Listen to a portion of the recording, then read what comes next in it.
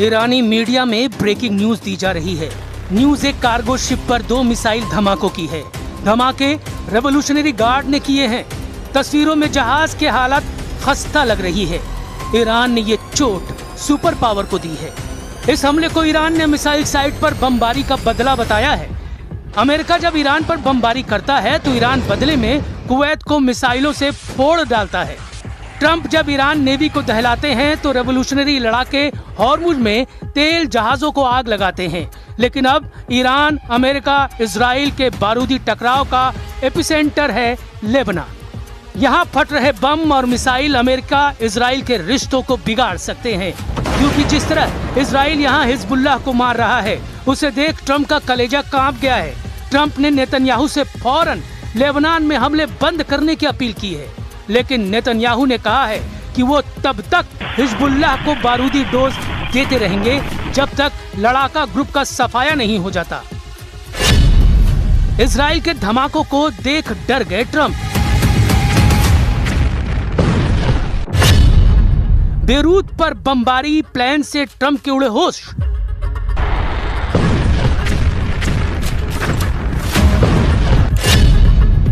Trump ने कहा, बीबी तुमसे सब नफरत करते हैं।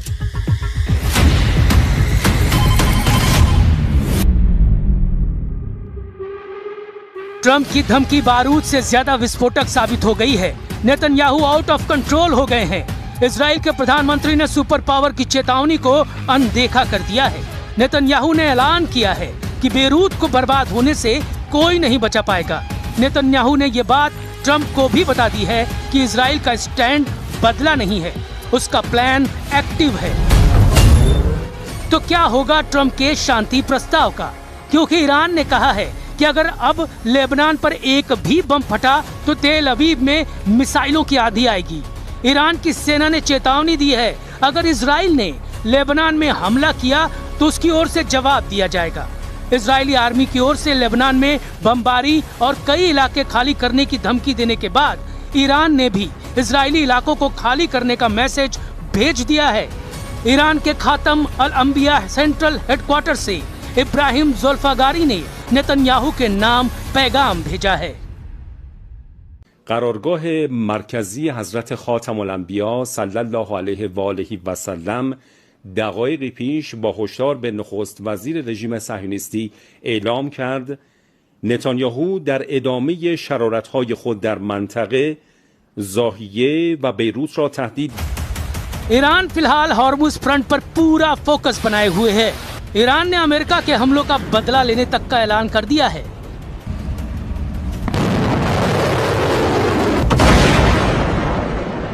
वही तेवर, वही तेजी, वही स्टाइल, धमाके दर धमाके, मिसाइलों के, रॉकेट के, फास्ट बोट का एक्शन, रेवोल्यूशनरी फाइटर्स का दबदबा। ईरान ने अमेरिकी गुरूर को फिर से तोड़ दिया।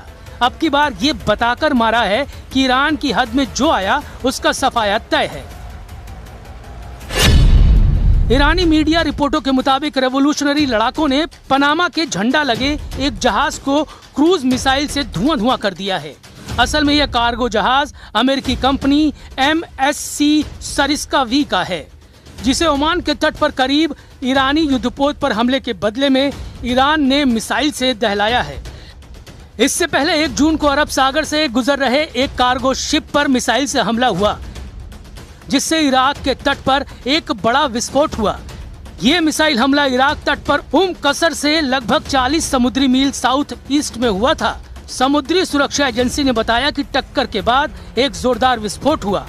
यूके MTO ने मिसाइल हमले से प्रभावित जहाज की जानकारी साझा नहीं की है। इधर ईरान ने अमेरिका के साथ सभी तरह के संपर्क रोकने की बात कह दी है। ईरान की सरकारी मीडिया तस्नीम ने बताया कि axis of resistance Hormuz strait के बाद अब लाल सागर के एंट्री गेट पर मौजूद बाब अल मंडेब स्ट्रेट को भी बंद कर सकते हैं। हॉर्मुज स्ट्रेट के बंद होने से दुनिया के कई देश गंभीर तेल और गैस संकट में फंस गए हैं। लेकिन अब अगर बाब अल मंडेब को वास्तव में बंद किया जाता है तो इसके विनाशकारी परिणाम हो सकते हैं।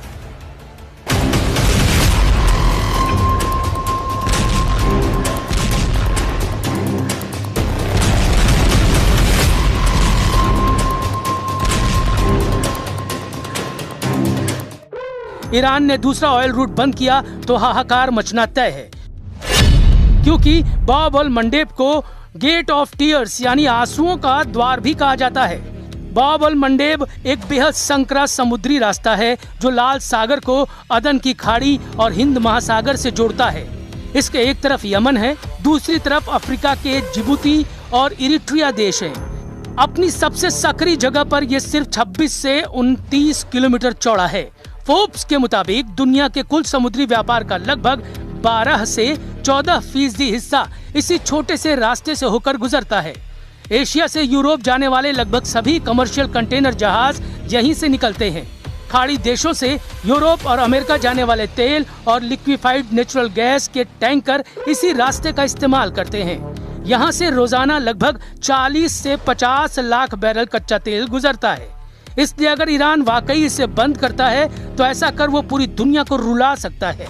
हॉर्मुज और बाब अल मंडेब दोनों के बंद होने का मतलब होगा कि दुनिया की कुल तेल और गैस सप्लाई का 25% हिस्सा पूरी तरह से लॉक हो जाएगा। हॉर्मुज स्ट्रेट में ईरान की मंजूरी के बिना घुसना मना है। अब दूसरे तेल गलियारे में बैरियर लगाकर रेवोल्यूशनरी लड़ाके ट्रंप से बराबरी की डील की मांग कर रहे हैं। ईरान की बारूदी फास्ट बोट पहरेदारी कर रही है। जिस भी जहाज पर शक होता है उसे रेवोल्यूशनरी लड़ाके रॉकेट धमाकों से ब्रेक लगा दे रहे हैं। लेकिन अमेरिका कितनी देर शांत रहेगा? ट्रंप कब तक युद्ध समझौते का इंतजार करेंगे? क्योंकि लेबनान में ट्रंप की कही बात सच साबित नहीं हो रही है। बेरूत को इजराइल ढहाने के मिशन को ऑन कर चुका है। ईरान कह रहा है लेबनान में जब तक हमला होगा कोई समझौता नहीं हो सकता।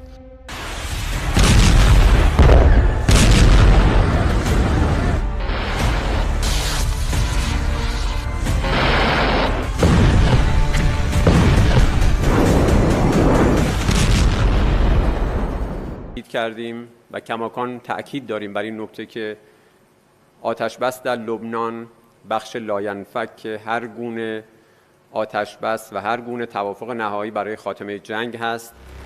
ट्रंप और ईरान की धमकियों के बाद इजराइल हमले बंद क्यों नहीं कर रहा है तो उसकी वजह जान लीजिए।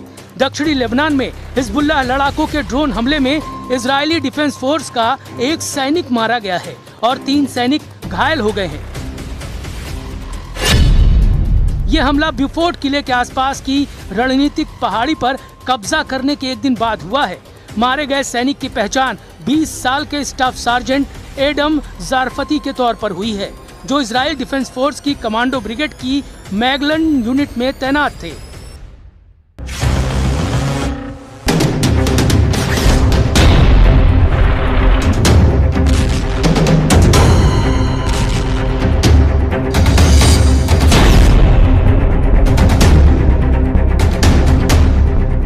दो दिनों के युद्ध में दूसरे इजरायली सैनिक की मौत से युद्ध भड़क गया है। हिजबुल्लाह लड़ाके अब रात में फर्स्ट पर्सन व्यू ड्रोन की बौछार से इजराइल को दहला रहे हैं। इसलिए आईडीएफ ने हिजबुल्लाह आतंकियों को नबाती से खदेड़ना शुरू कर दिया है। इजराइल ने धमकी दी है कि नबाती में रहने वाले लेबनानी नागरिक इलाके को जल्द खाली कर दे। नागरिकों को जहरानी नदी के उत्तर भाग जाने की चेतावनी दी गई है।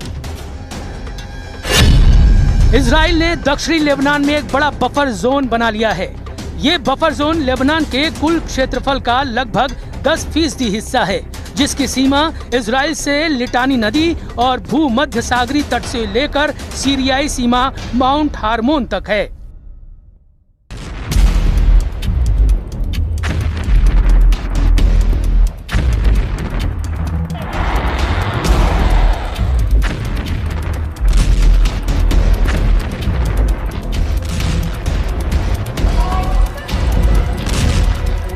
हालांकि हिजबुल्लाह के गढ़ कहे जाने वाले बेरूत में अब भी लड़ाका ग्रुप का कंट्रोल है।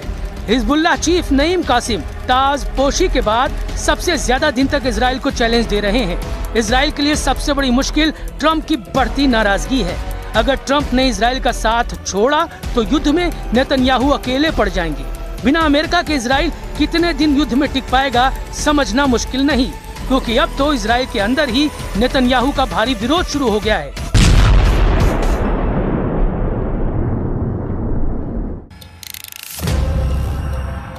एक तरफ दक्षिण लेबनान में इजराइल नए नए किले फतह कर रहा है।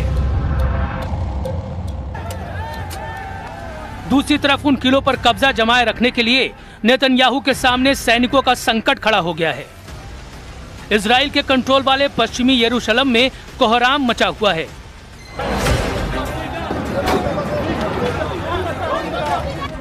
पश्चिमी यरूशलेम में पुलिस बैटन से पीट रही है। ये हंगामा करने वाले हैं हारेदी प्रदर्शनकारी। इन्होंने सेना में भर्ती के खिलाफ मोर्चा खोला हुआ है। हारेदी यहूदियों की रैली नेतन्याहू को बार बार चैलेंज कर रही है।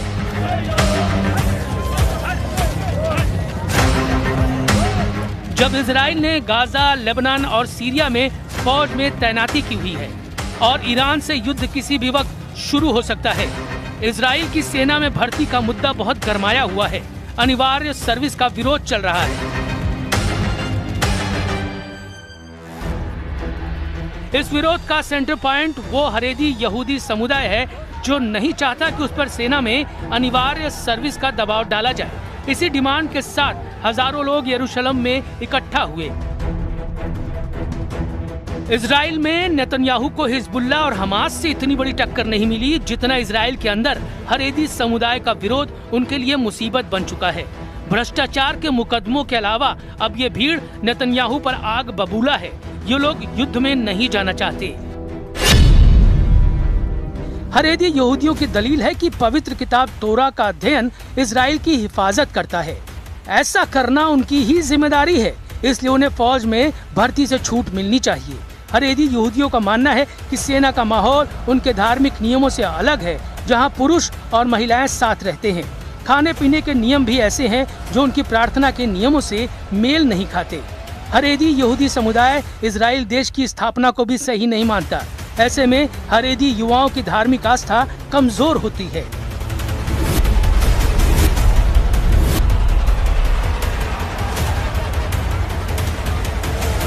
अभी तक हारेदी यहूदी समुदाय को सेना में भर्ती से छूट रही है, लेकिन सुप्रीम कोर्ट के आदेश के बाद इसे खत्म किया गया है।